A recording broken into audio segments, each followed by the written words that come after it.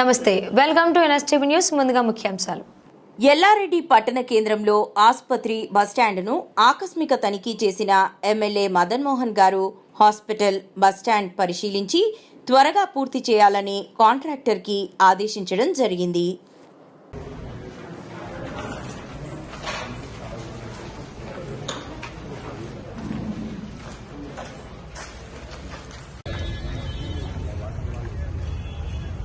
ఎల్లారెడ్డి పట్టణంలో ఈరోజు అందరం కలిసి బస్టాండ్ కన్స్ట్రక్షన్ను పర్యవేక్షించడం జరిగింది. మరి ఈ బస్టాండ్ ఎల్లారెడ్డి మండలం ఎల్లారెడ్డి టౌన్లో చుట్టుపక్కల గ్రామ ప్రజలు చాలా పేదవాళ్ళు ఈ ప్రాంతంలో ఉన్నారు. పేదరికంలో ఉన్నవాళ్ళు ఈ బస్టాండ్ గురించి చాలా రోజుల నుంచి కలలు కడతా ఉన్నారు.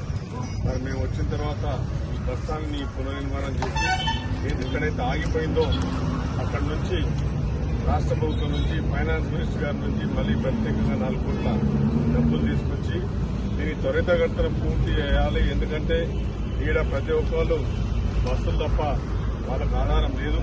గ్రామాల నుంచి ఎక్కడికైనా పోవాలంటే కూడా బస్సులు కావాలి. లాస్ట్ టైం కూడా ఎండాకాలంలో కూడా బయట నిలవడాల్సి వచ్చింది. వర్షాకాలంలో కూడా దారున్నది.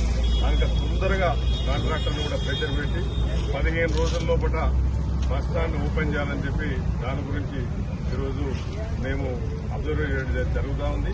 కన్స్ట్రక్షన్ కూడా చూస్తూ ఉన్నాం. కాంట్రాక్టర్తో మాట్లాడి మరి మే 15 తారీఖు నాడు ఓపెనింగ్ పెట్టుకోవాలని చెప్పి ఆలోచనలో ఉన్నాం.